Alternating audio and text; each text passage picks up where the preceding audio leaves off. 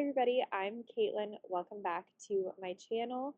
Today we are at the Carlsbad Flower Fields in Carlsbad, California, and we are volunteering with Mellano and Company for their Ranunculus Breeding Program.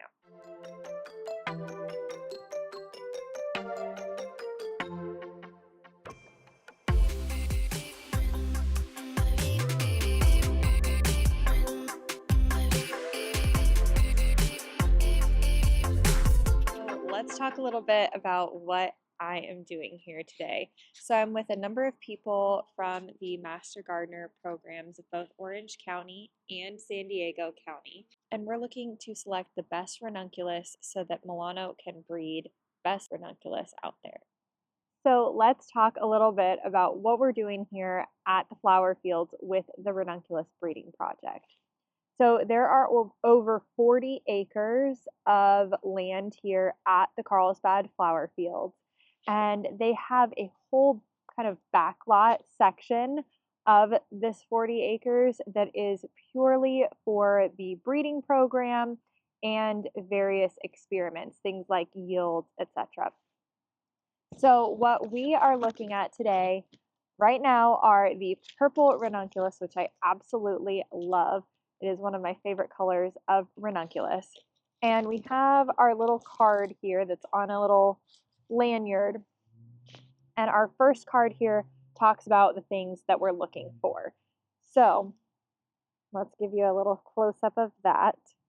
So we're looking for double flowers, large flowers that are at least 1.5 to 2 inches wide. 3 flowers per plant. We want to make sure that the plant color is correct. Need all 3 of those stems to be at least 12 inches long. It needs to have all of the reproductive parts, so it needs to have a cone and it needs to have anthers. The cone is the female part, the anthers are the male reproductive part. And then on the lighter plants, we want a lighter cone and anthers, and then on the darker plants, they can have a darker cone and anthers. So white, yellow, and gold, we want a light cone and anthers. Since we are looking at purple right now, we're going to use this Pantone color swatch that we have been provided for looking at the purple color and making sure that it's exactly what they're looking for. Essentially, we want to err more on the bluer side of purple than the red side. Red is more dominant in these plants and really in any plants. So getting more of that blue tone is difficult, but also like the perfect thing that you want when you're trying to get really any purple plant. So here is an example of one that will probably be 3 doubles and 3 that are the right length in terms of stem. I can tell because when you squeeze the buds, they're, really firm. And so the firmer that it is, the more petals they generally have. This one is a beautiful double. And when you do come in here, you can see that it does have all the reproductive parts. The issue here is color. So let's pull out our color swatch. And we're looking at these 2 Pantone colors.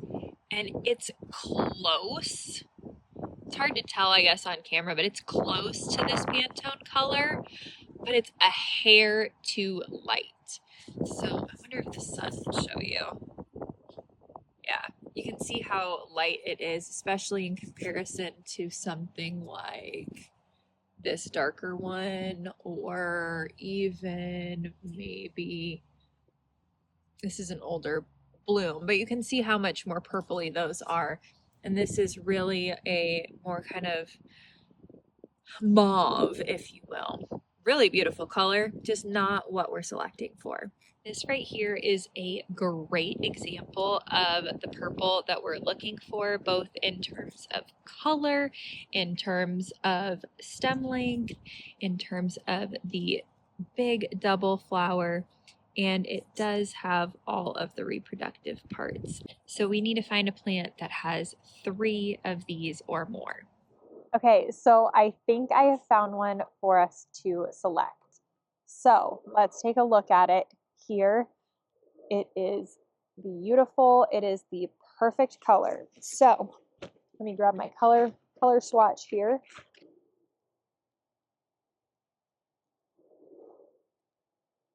Okay, so we have our Pantone color swatch. Let's match up the color because it definitely has the full double bloom that we're looking for. 1,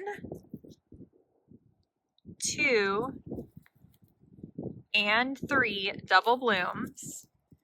And then if you match up the color swatch here, which is really hard to do with only one hand, but when you match up the color swatch here, it is pretty darn exact. Do I have a little bug on me? I do.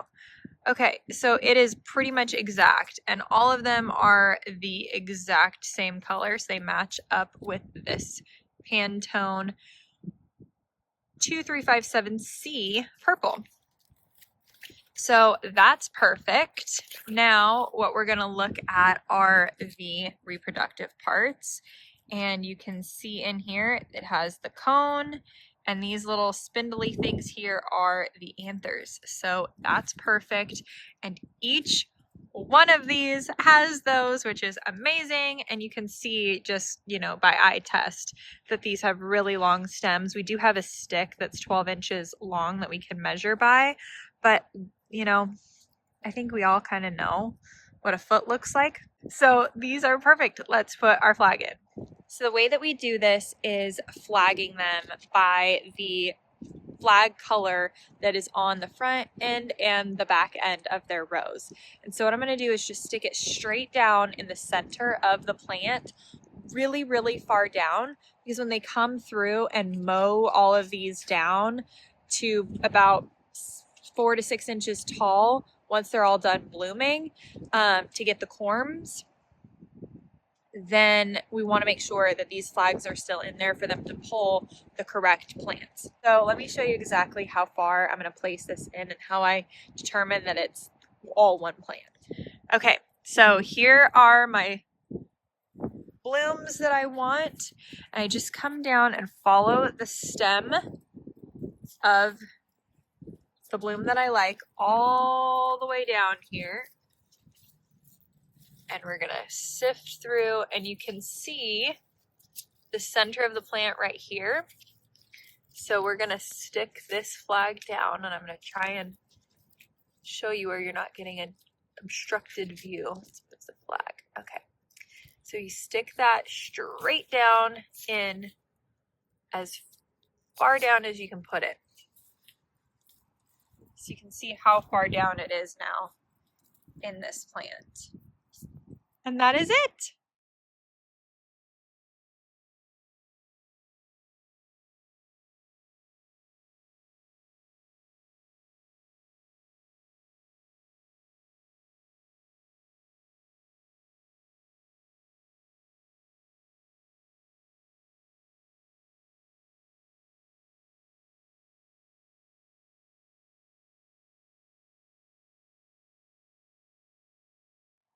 So one of the varieties that Mellano actually bred themselves is called Flame. Now it looks like this. It is a red margin, yellow petaled flower, and it really does look like a flame. Now, when we're looking for the right ones in this section, it's pretty difficult. It's very specific. So this is the card that we're given for the flame specifically. Anything that's a bicolor, they're going to give us a little card like this that shows us the coloration that they're looking for, which is very specific. So you can see here that it's a true red with a true yellow on the petals. And you can see on this side what it's not. So this top one right here has too much yellow. This one is too orange and too ruffly. The bottom this bottom right here has too much red, and then this one right here is too orangey as well. So that is the kind of coloration that we're looking for with this. Now we're also looking for these other same things as the others, which, like we mentioned, are 3 total stems, a fully double flower, and all 3 of those stems have to be at least 12 inches tall. So with the flames, it's relatively difficult to find doubles because it's just not as common in the genetics of this plant for whatever reason, it seems. In this entire row that we did, we didn't find a single one that matched all of that criteria. And the other day when I was here and we were in the gold row, I found probably at least 3 per row that we scanned. So just kind of a difference of the flower color and what it throws in terms of being that like perfect flower.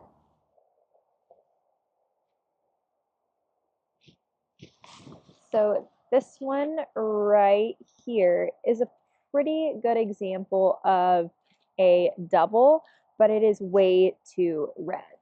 So let's look and see what we can find in terms of the right color variation. Okay, this one I think is really good in terms of the color. It's pretty good in terms of the double. You can see it has a fairly long stem. The whole plant isn't going to have 3 of these on it, because you can see kind of what's around it right here. But it also does have the, you can see it as the cone, which is this part right here,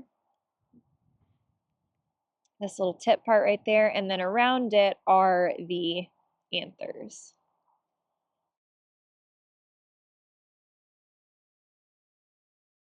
So here is a really good example of a double flower, the correct color that we're looking for. It has a fairly long stem, definitely over 12 inches. And when you come in here, you can pretty easily see the cone, which is that green tipped piece in the center, and then the anthers, which are around, and these totally have a ton of pollen on them. They're getting the cone right there nice and pollinated, which will then be able to throw seeds for next year.